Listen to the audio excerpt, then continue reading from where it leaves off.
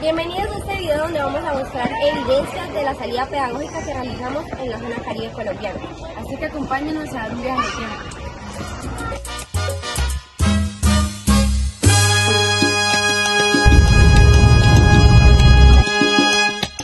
En los años 1600, cuando el tirano mandó, las calles de Cartagena, aquella historia vivió. Cuando aquí llegaban esos negreros africanos en cadenas, besaban mi tierra.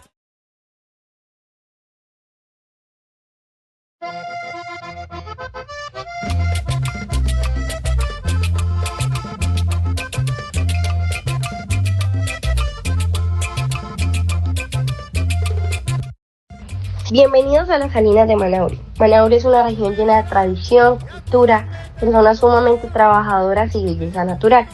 Nosotros tuvimos el privilegio de visitar las Salinas de Manaure y poder conocer un poco sobre su historia y un poco sobre el proceso que ha tenido que vivir durante todos estos años.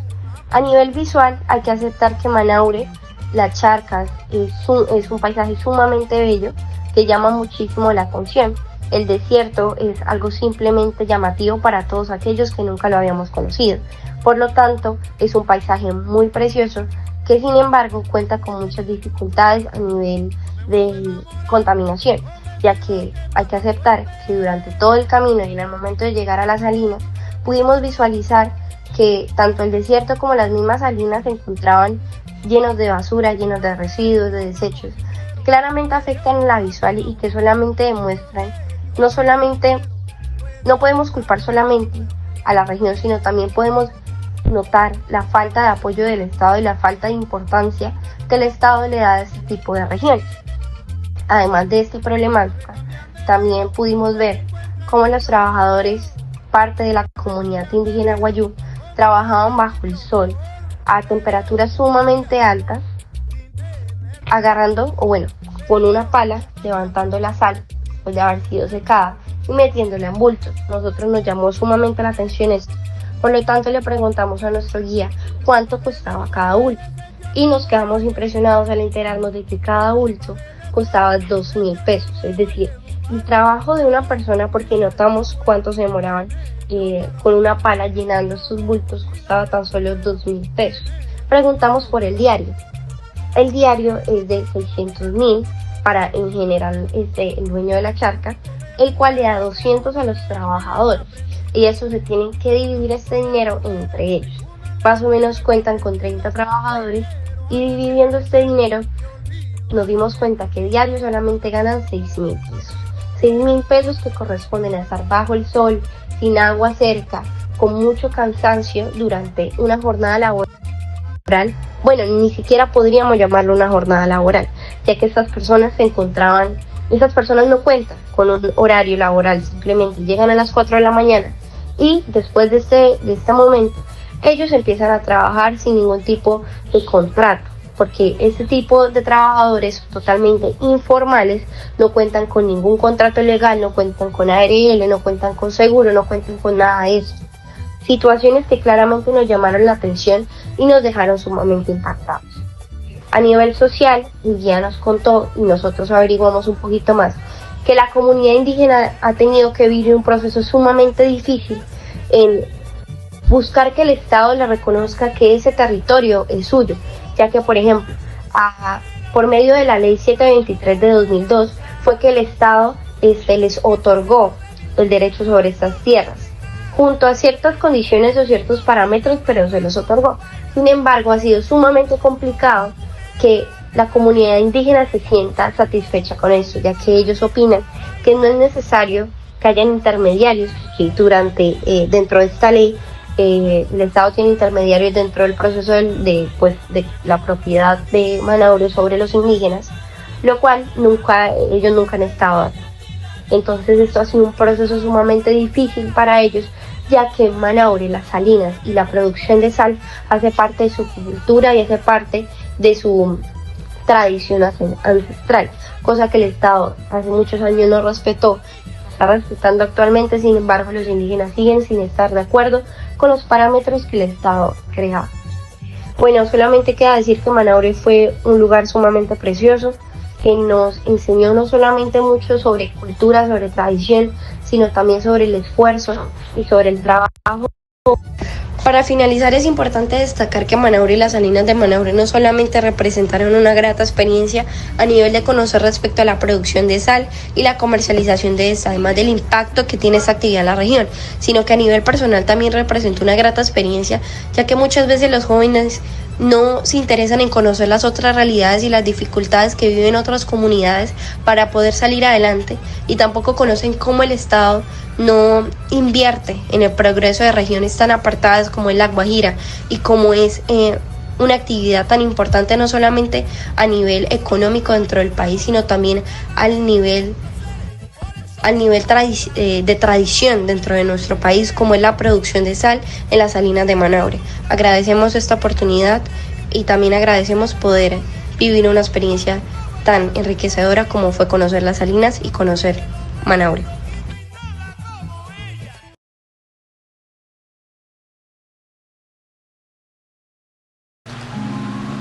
Bueno, y aquí empezamos con la zona franca de Santa Marta, que está ubicada en el departamento del Magdalena, en la costa norte de Colombia.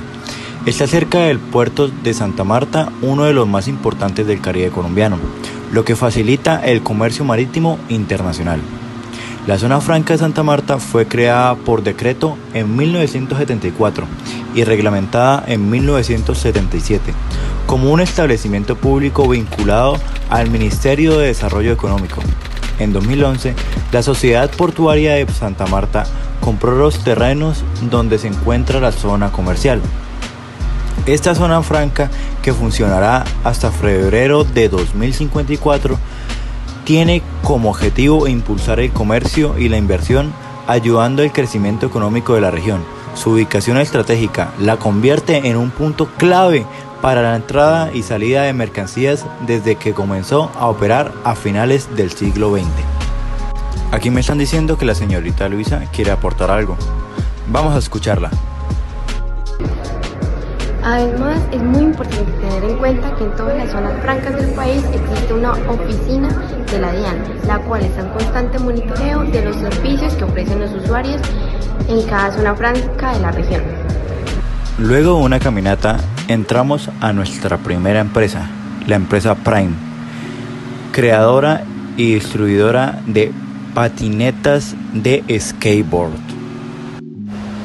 que era mayormente distribuidora a Estados Unidos y también nacionalmente a Bogotá, pero realmente no tenemos imágenes porque en ese momento no nos dejaban tomar fotos. Y ahora vamos con la otra empresa. Ahora nos encontramos en la zona franca de Santa Marta, específicamente en el usuario Caribbean Associations Free Zones. Este es un usuario que normalmente se encarga de la custodia de mercancías que le llegan aquí, que es su depósito, que pues aquí podemos verlo. Por ejemplo, aquí me lo muestra en esta parte. La empresa y el usuario cuentan con los servicios que le ofrecen a los clientes. Si los clientes dicen que quieren sacar de la mercancía, que acá se pueden ver, tiene cada una referencia, y los clientes dicen, sácame esta referencia, ciertos productos, ellos lo hacen y esto ya cuenta como servicio. Exacto. Y ¿qué es lo positivo de todo esto? Que al no estar todavía nacionalizada la mercancía, aún no se tienen que pagar los impuestos a la DIAN, lo cual le da el tiempo o el espacio a las empresas de recaudar el dinero necesario mientras o en el proceso en que se va sacando la mercancía, por decirlo de alguna forma, del depósito. Un término muy importante a destacar es TAN, que esto es territorio aduanero nacional. En el momento en que la mercancía ya es nacionalizada, se pagarán aranceles e impuestos, la mercancía puede llegar y ser comercializada en el territorio aduanero nacional, que vendría siendo Colombia, de forma totalmente legal.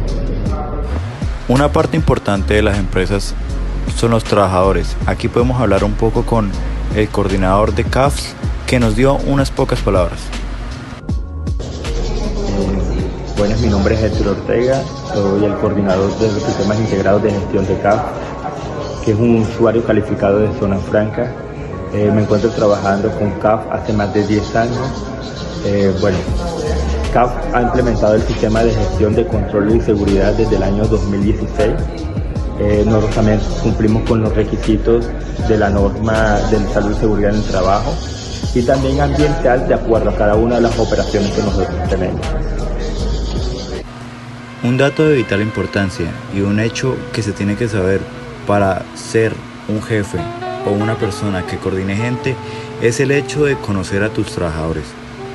Y no es por nada, pero el hecho de conocer a una persona es algo, primero, impresionante, segundo, que te llevas algunas sorpresas al conocer a esas personas que tú ves que están trabajando, pero realmente tú no conoces su historia. Hablando un poco con el coordinador de CAF, descubrí que él era psicólogo y que era coordinador logístico de un hospital antes de trabajar con CAF, hecho que realmente es importante porque nadie se esperaría que un psicólogo trabajaría de coordinador en una zona franca.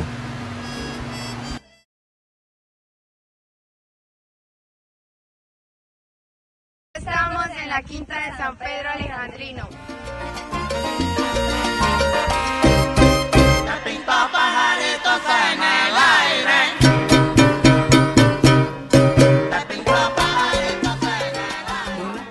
Ahora bien, nos encontramos en la quinta de San Pedro Alejandrino, un lugar cultural ubicado en las afueras de la ciudad de Santa Marta, en donde su historia cautiva a más de un colombiano y los turistas de diferentes partes del mundo.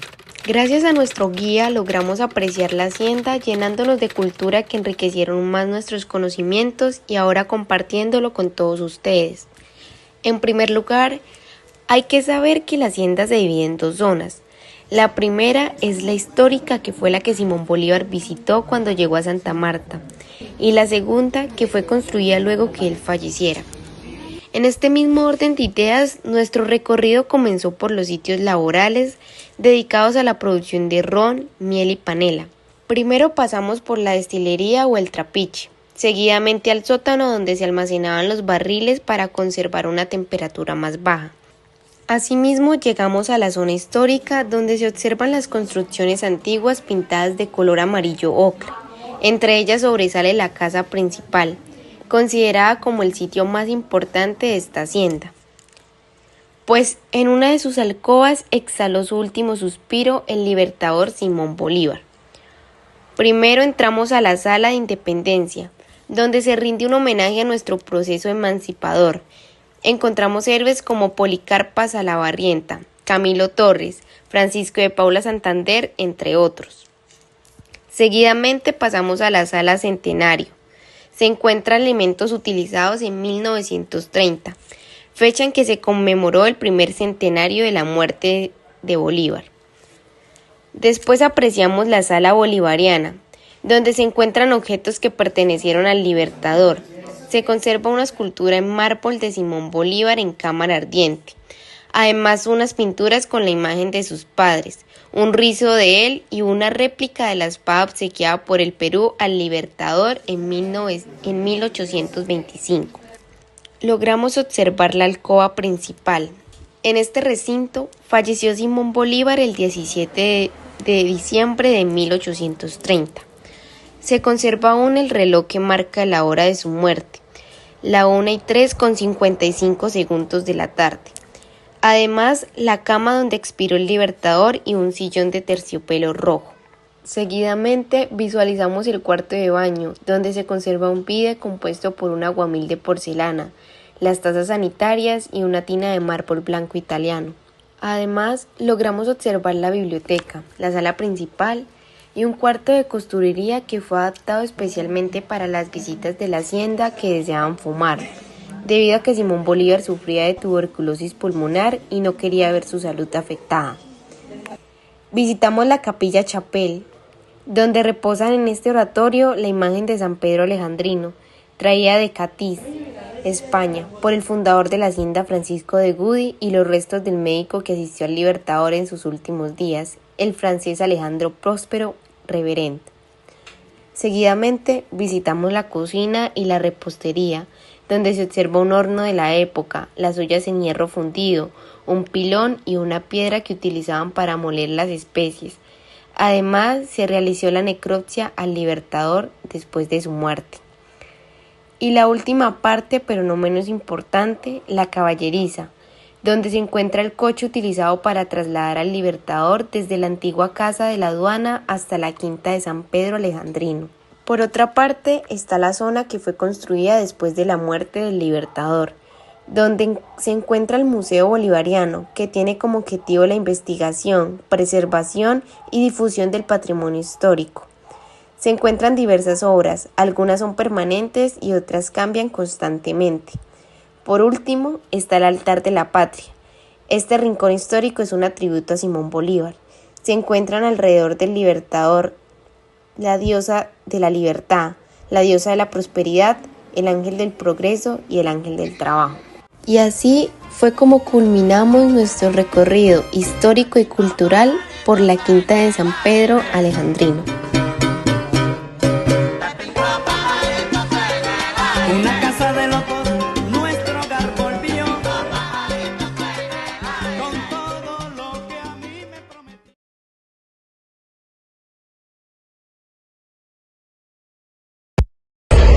Muy buen día, estamos aquí desde Compas, Barranquilla, dándole la bienvenida al Instituto Salesiano San Juan Bosco. En esta operación portuaria que tenemos el día de hoy, tenemos dos motonaves, una que se llama Florin Graz, que va a cargar 8.500 toneladas de coque para Europa, y tenemos otra motonave que es la Volten Singapur, que en estos momentos está descargando una cantidad récord de más de 30.000 toneladas de productos alimenticios que vinieron desde Estados Unidos, maíz amarillo y torta de soya. Bienvenidos a Compas Barranquilla.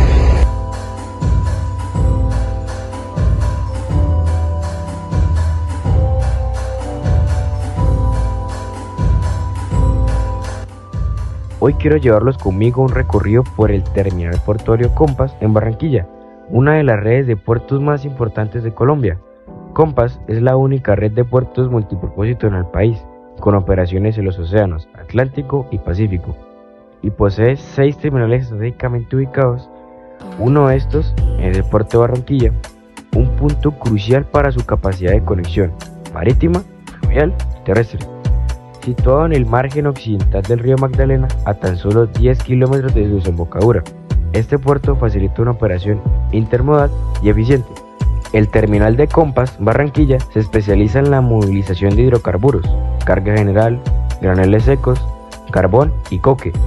Cuenta con una cinta transportadora encapsulada para el cargue directo del carbón, asegurando la mínima emisión de partículas al ambiente. Además, dispone de un área de almacenamiento de 26 hectáreas con capacidad para 130.000 toneladas de carbón y 2 bodegas cubiertas que suman 8.000 metros cuadrados, garantizando un manejo eficiente de la carga. Junto con mis compañeros llegamos en la mañana en el bus, listos para conocer de cerca cómo opera este importante puerto. Nuestra primera parada fue una charla de bienvenida, donde nos explicaron más a fondo la relevancia de Compas y su impacto en el comercio exterior.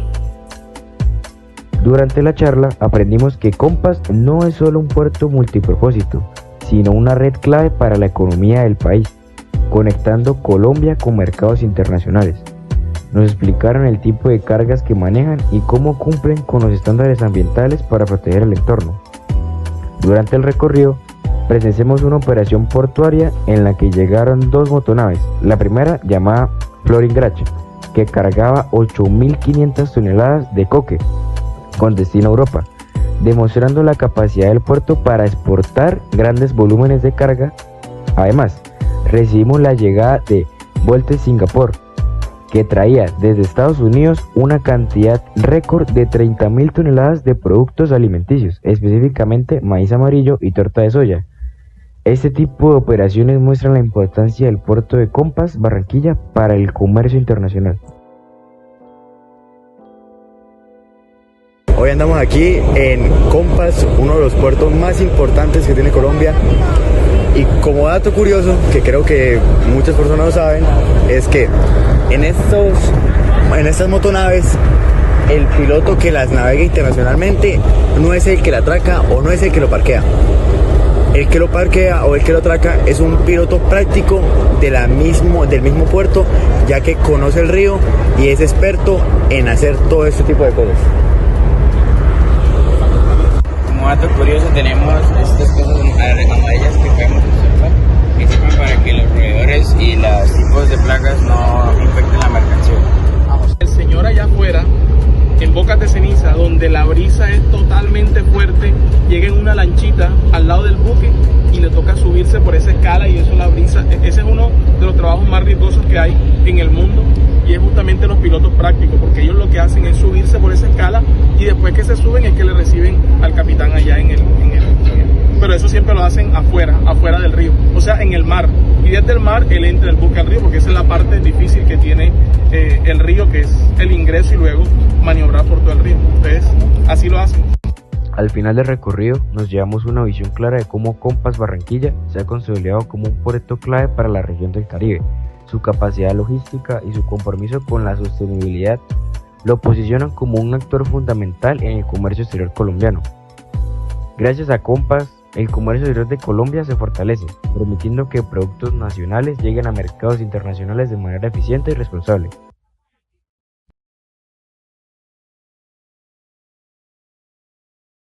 ¿En dónde estamos? Estamos en la zona franca La Candelaria en Cartagena. Hace 30 años nació un importante polo de desarrollo en la ciudad de Cartagena, conocido como la Zona Franca de la Candelaria. Fue concebido como un centro íntegro de promoción industrial y social para toda la región del Caribe. Un grupo de empresarios visionarios iniciaron esta cabecilla que hoy en día se conoce como uno de los parques industriales más importantes del país, bajo el régimen de zonas francas. A lo largo de estas 3 décadas, la Zona Franca de la Candelaria ha superado esos retos nacionales e internacionales, respondiendo a la política del Estado para impulsar el crecimiento económico y social. En este contexto, la Zona Franca de la Candelaria se ha consolidado como la zona franca más importante de la región caribe colombiana, con un tejido empresarial denso y diversificado, que actualmente alberga más de 82 empresas de usuarios calificados y cualificados, generando más de 3.300 empleos formales. El objetivo principal de la Zona Franca es claro: fortalecer el crecimiento de las empresas usuarias y promover fuertes proyectos productivos con un fuerte compromiso en el desarrollo sostenible. Esta Zona Franca también es una zona franca permanente multiempresarial. Y ustedes se preguntarán, ¿esto qué significa? Y yo les diré que es un área geográfica delimitada dentro de un país donde varias empresas pueden establecerse y beneficiarse de un régimen especial de incentivos tributarios, aduaneros y de comercio exterior. Este régimen busca fomentar la inversión, la competitividad y las exportaciones. En una zona franca permanente multiempresarial, múltiples compañías de distintos sectores pueden operar y aprovechar ventajas como exención de impuestos, facilidades en el comercio exterior, infraestructura y servicios especializados. Este tipo de zonas francas están diseñadas para atraer inversiones tanto nacionales como extranjeras, con el objetivo de promover el desarrollo económico y la generación de empleo en el país donde esté ubicado. Actualmente existen 89 usuarios en la Zona Franca La Candelaria. Entre esos usuarios existen 4 tipos: los usuarios comerciales, los operadores, los de bienes y los de servicios. ¿Y cómo se obtendrá esta calificación? Yo te enseño. El usuario operador tiene que resguardarse en la Cámara de Comercio y estar al día con todos los trámites al Ministerio. En la normativa 1165 del Estatuto Aduanero dice: el primer año tienes que tener 3 trabajadores como mínimo, el segundo año 5 trabajadores y el tercero 15. Estos requisitos especifican qué servicio quieres prestar entre clasificación de mercancías, almacenamiento, empaque o envíos y certificado. Este usuario operador tiene la potestad de decir si entran o no otros usuarios comerciales, etc.